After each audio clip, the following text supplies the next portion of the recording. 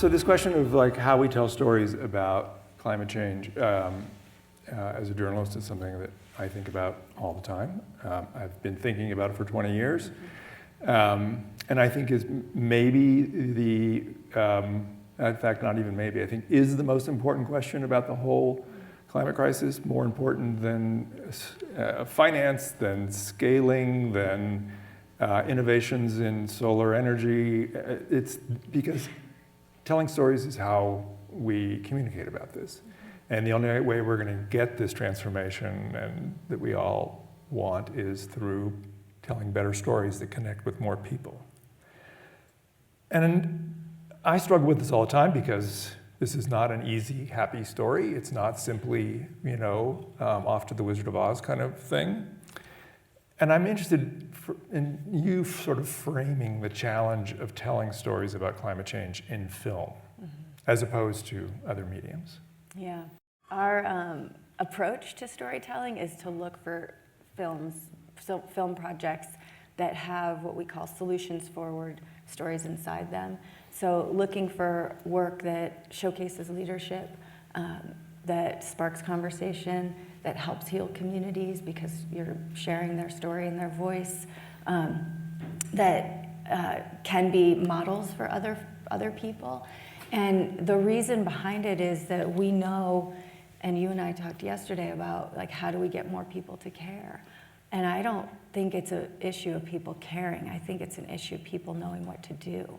And so inside these stories is where we get to humanize the experiences, both the challenges and what can be done about it, but do it in a way that allows for other people to see themselves in the story, to see their community or their family or their company's issue in a different way and start to understand the opportunity for engagement differently. So it's not to not talk about the hard stuff or the scary, enormous challenge we're up against. It's to say, let's look at people in action.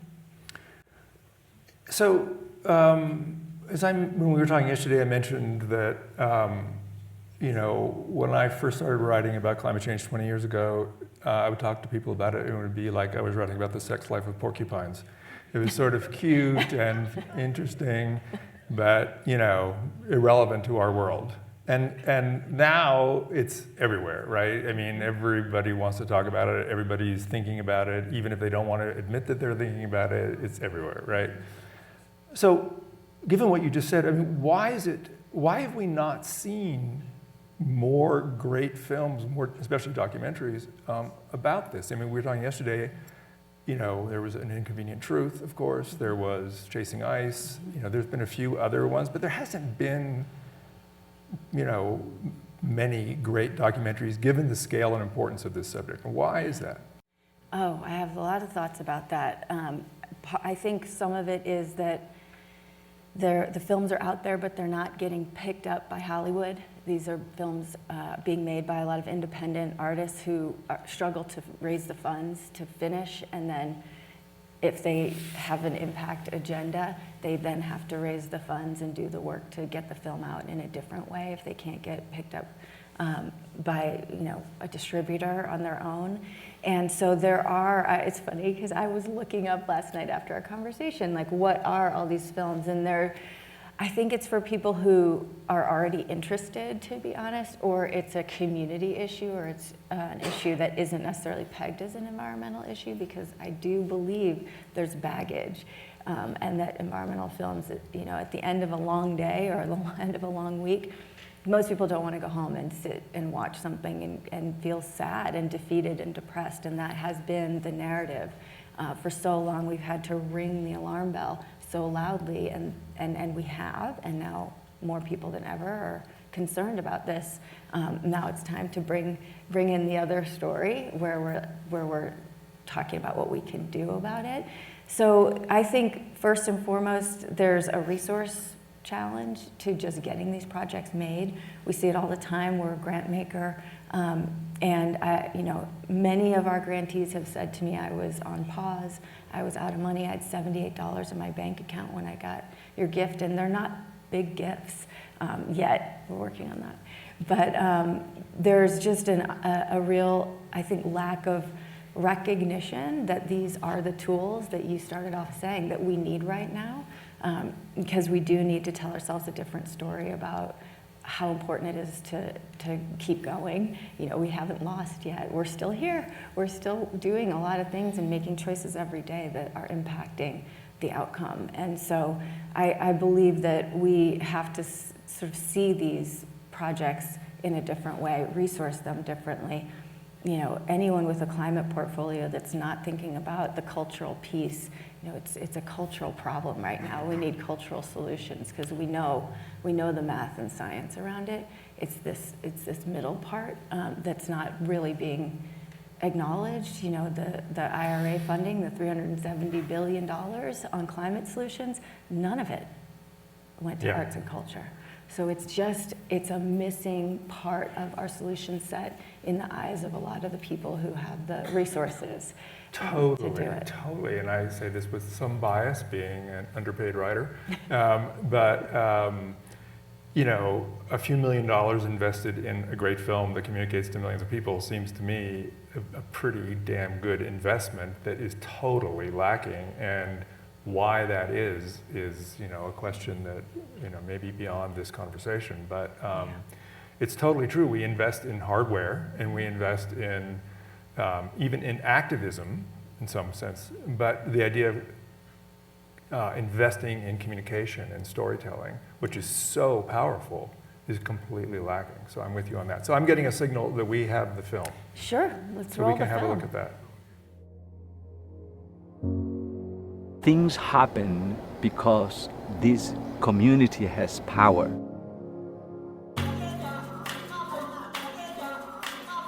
All of these things you could tie and connect to climate change. There really needs to be a cultural shift. We have a lot to learn from our Native American friends. Shifting the power back into the hands of people who have been marginalized. This is how we celebrate life.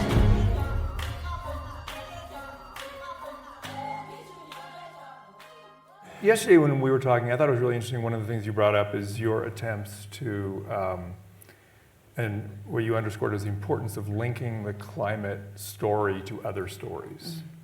You know, to housing, to, you know, human rights, all kinds of things. And I think that's really an important way of sort of broadening this narrative so that it's not seen as simply just about, you know, a war against fossil fuel companies, which it is and it should be, and that can't be, you know, said enough. But it's also a lot of other things. So tell me about how you think about that in the films you support. And that was the reason for showing the video, honestly, so thanks for bringing it in. I think part of what we're challenged with as a movement, as an environmental movement, is this idea that it's a thing over here that we need to take care of.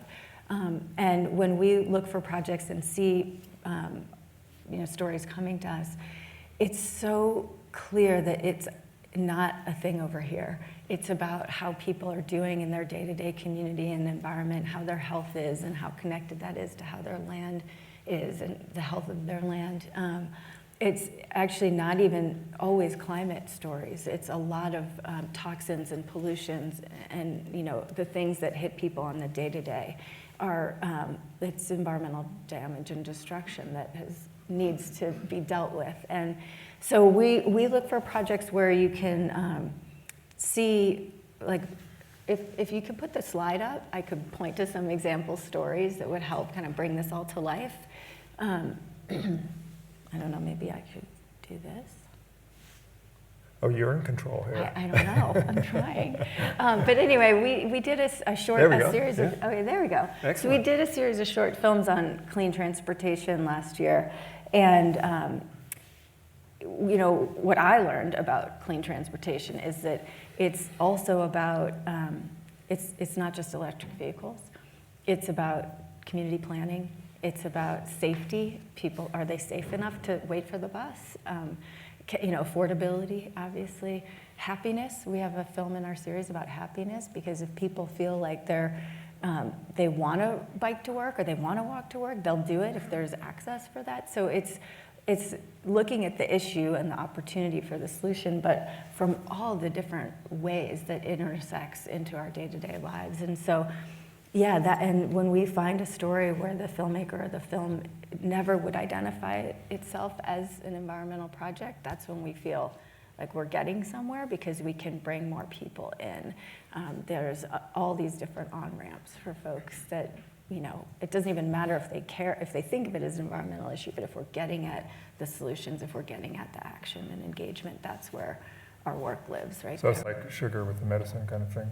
Right? Yeah. So we talked about the lack of funding for these kinds of cultural